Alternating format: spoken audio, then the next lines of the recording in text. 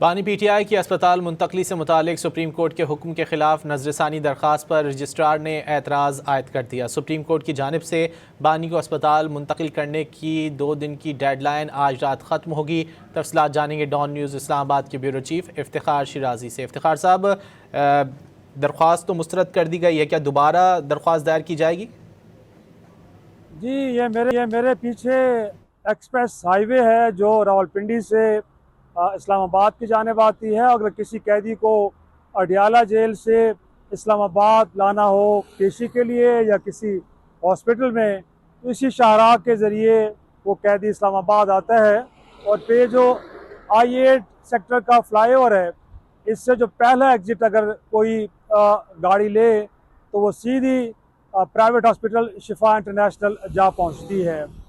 और आपने देखा है कि 18 तारीख को इस्लामाबाद की सुप्रीम कोर्ट के 3 रुकनी बेंच ने साबिक वज़ीर-ए-आज़म को अडियाला जेल से तिब्बी बुनियादों पे प्राइवेट हॉस्पिटल शिफा इंटरनेशनल मुंतकिल करने का हुक्म जारी किया।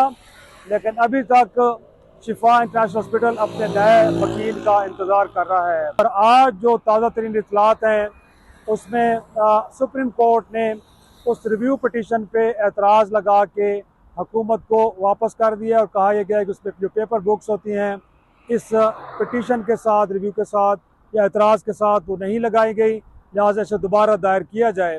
और कल की जो गोया के रिव्यू पटिशन थी हुकूमत की जानिब से, जो एतराज़ था वो यही था, एक तो ये कि जो जेल मैनुअल है और कैदियों को जेल से किसी अस्पताल मुंतकिल करना, ये जो हुक्मनामा है उससे बयान है, गोया कि उसकी वायलेशन में जारी किया गया है। लिहाजा उसको देखा जाए, क्योंकि किसी कैदी को भी अगर वो बीमार हो तो इलाज का हक हासिल ज़रूर है, लेकिन बड़ा ज़रूरी है एक तो कि उनका सरकारी अस्पताल में इलाज हो।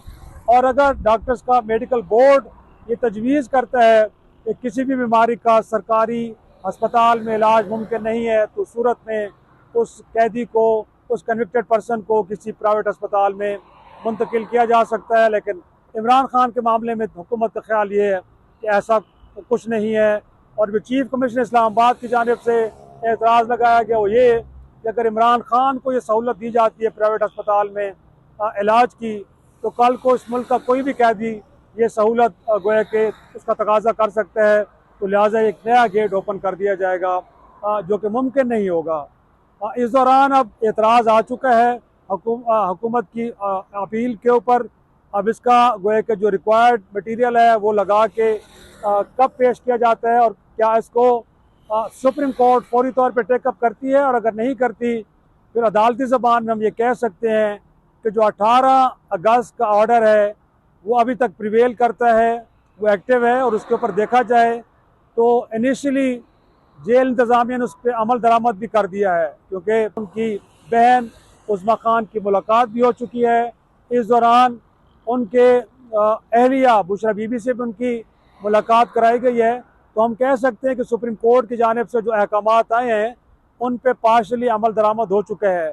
अब देखना यह है कि वक्त गुजर चुका है और जो एक डेडलाइन रखी गई थी सुप्रीम कोर्ट की जानिब से, हुकूमत ने उस डेडलाइन के ख़त्म होने तक साबिक वज़ीर-ए-आज़म को प्राइवेट अस्पताल में मुंतकिल नहीं किया। तो क्या ये कंटेम्प्ट ऑफ कोर्ट की प्रोसीडिंग की तरफ भी चीज़ें जा सकती हैं?